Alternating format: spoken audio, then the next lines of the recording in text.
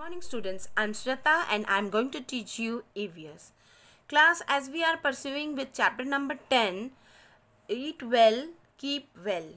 In this lesson, today we are going to start a new topic. The name of the topic is Preservation of Food. खाने को कैसे हम preserve बचा सकते हैं. बचा मतलब बचाओ कर सकते हैं. Raja's grandmother filled a bottle with mint chutney. राजा की ग्रैंडमदर दादी जो हैं वो एक मिंट चटनी मतलब धनिए की पुदीना की चटनी एक बॉटल में रखती है. She did not notice that the bottle was wet. लेकिन उन्होंने ये ध्यान नहीं दिया कि बॉटल जो थी वो गीली थी. The next day the chutney developed a white coating on top. बेटा अगले दिन उस चटनी के ऊपर एक सफ़ेद सी फफूंदी स्टार्ट हो गई बनना. It was spoiled. ये खराब हो गया था. Faziha's father bought a packet of milk in the morning but he forget to put it in the refrigerator. फजीहा के पापा एक दूध की थैली लाते हैं सुबह सुबह और लेकिन ये भूल जाते हैं कि उसे फ्रिज में रखना है. In the evening he found that the milk was spoiled. शाम को क्या देखते हैं कि वो दूध की थैली फट गई. When food is not stored properly, जब खाना ढंग से सही रूप से सही तौर से उसे बचाया ना जा सके तो bacteria and fungi begin to grow in it. तो बैक्टीरिया मतलब होता है कीटाणु उसके अंदर पनपने लगते हैं. It happens very quickly if the food is left in the hot place. बेटा ये बहुत जल्दी से हो जाता है अगर ये गर्म जगह रखा जाए. For example, if you leave a chapati in a closed box on a warm night, the next morning it will smell bad. जैसे कि एक दिन समझिए आपने अपना चपाती हॉट केस में गरम रख के फ्रिज किचन में ही रख दिया और किचन के तापमान बहुत गर्म होता है. तो अगले दिन जब सुबह उठ के आप उस हॉट केस को खोलते हो तो उसमें से रोटियों में जब सड़न आती है तो उसकी बड़ी गंदी स्मेल आती है. You may even see many small green spots on it. आप इवन ये भी देखोगे कि हरी छोटे छोटे स्पॉट्स होंगी, बूंदी होंगी. These spots are fungi. इनको कहते हैं fungi. Food gets spoiled due to the action of germs. बेटा फूड कब खराब होता है? जब germs के काम एक्शन में आने पर मॉइस्चर मतलब नमी होने पर and due to improper storage और ढंग से उसे बचा के रखा ना जाए. Therefore, it is important that इसीलिए ये बहुत ज़रूरी है कि we store food properly और preserve it. इसीलिए हमें खाने को सही तौर से सही ढंग से बचाव करके रखना चाहिए. Food can be preserved in many ways to prevent it from getting spoiled. बेटा खाने को अनेक प्रकार से बचाया जा सकता है जैसे कि रेफ्रिजरेटर फ्रिज में रखना. The most common way to preserve food is to store it in a place where the temperature is low. बेटा सबसे अच्छा तरीका होता है खाने को बचाने का कि ऐसी जगह रखो जिसका तापमान कम हो जैसे कि fridge. This is because germs do not grow in cold condition. ये इसलिए क्योंकि सर्दियों में आपने देखा होगा सर्दियों में कोई कीड़े मकोड़े नहीं दिखते. उसी तरह से सर्दी के जहाँ होता है वहाँ पे जर्म्स का आना बहुत मुश्किल हो जाता है. This method of preserving food is called refrigeration. इस तरह के मेथड को हम क्या कहते हैं? Refrigeration. Pickling is an old and traditional way of preserving food. बेटा पिकलिंग मतलब अचार बनाना एक पुराना और पारंपरिक और पुराना तरीका है खाने को बचाने का. The process by which food is preserved using oil, vinegar और salt is called pickling. बेटा एक ऐसा माध्यम जिसमें चीज़ों के साथ ऑयल, तेल, विनेगर और सॉल्ट का इस्तेमाल करके उसे खटास में कन्वर्ट करके उसे काफ़ी लंबे टाइम तक बचा सकते हैं. पिकलिंग अचार कहते हैं उसे.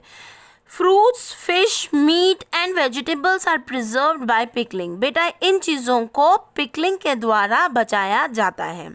Next is salting, the process by which moisture is removed from food by adding salt is called salting. मतलब एक ऐसा माध्यम जिसमें मॉइस्चर मतलब नमी को किसी और नमक डाल के उसे पूरा ख़त्म कर देना, इसको हम कहते हैं salting. It is also called curing, और या फिर इसे क्योरिंग भी कहते हैं, इलाज करना। Meat is usually preserved by salting. Meat को मेनली नमक डाल के उसे प्रिजर्व किया जाता है।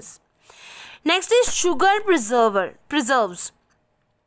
Fruits are preserved by boiling them in sugar to make them into jams or squashes. बेटा फ्रूट्स को कैसे प्रिजर्व करते हैं? पानी के अंदर फ्रूट्स को काट के उसको जैम्स में कन्वर्ट करके या स्क्वैशेस में कन्वर्ट करके इन्हें बचा के रखा जाता है। Next is canning and bottling. Food is cooked and then preserved in sealed jars, bottles or cans. खाना जो है पका दिया जाता है और उससे टाइट कंटेनर्स में रखा जाता है। जार मतलब बॉटल्स या फिर कैंस में, आपने देखा होगा एल्यूमिनियम के कैंस, उसमें रखा जाता है। This process is called Canning. इस माध्यम को क्या कहते हैं? Canning. After canning, the containers are warmed again to keep it free from germs. बेटा आपकी मम्मी भी कभी कभी क्या करती है, सब्जी कुछ रह जाता है तो उसे बॉटल में रख के थोड़ा धूप दिखा देती है ताकि उसके ऊपर का जो मॉइस्चर है या फिर उसका जो अंदर जर्म्स नहीं घुस सकता है, ऐसी चीज़ को वो काट सके गर्मी से, धूप से। ठीक है। नेक्स्ट इज डिहाइड्रेशन और ड्राइंग। डिहाइड्रेशन मतलब होता है पानी की कमी, पानी को पूरी तरह सुखा देना।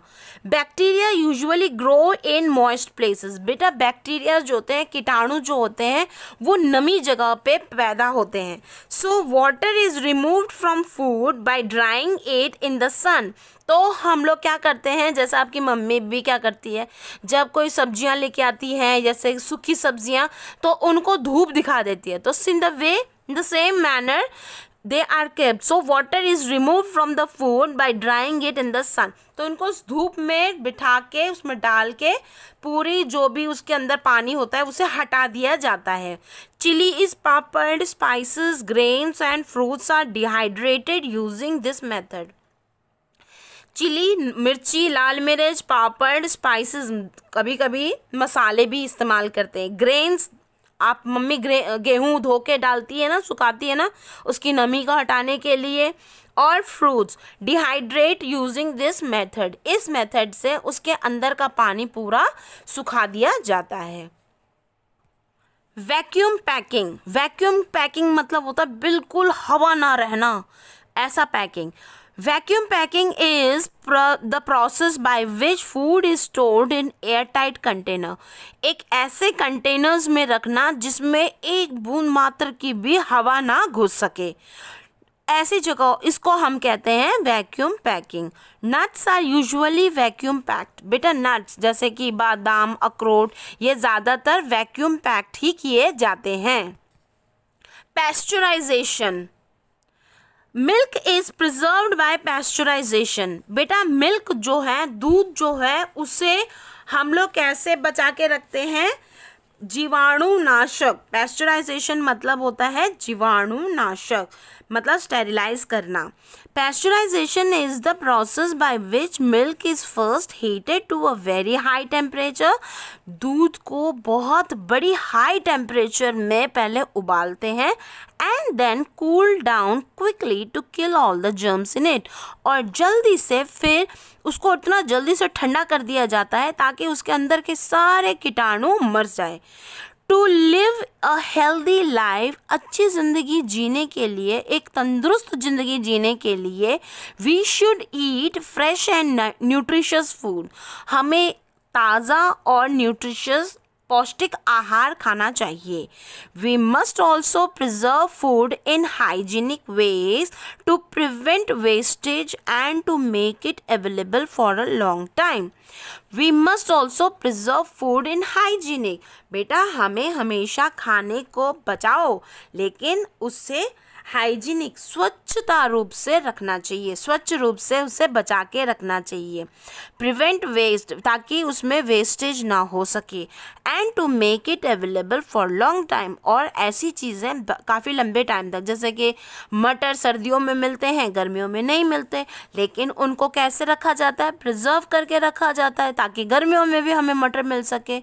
सो this was the lesson which we read, which we learned how to we can preserve. मतलब इस लेसन में हमें ये पता चला कि हम कैसे अपने खाने की चीज़ों को बचा सकते हैं ताकि वो लंबे टाइम तक चल सके.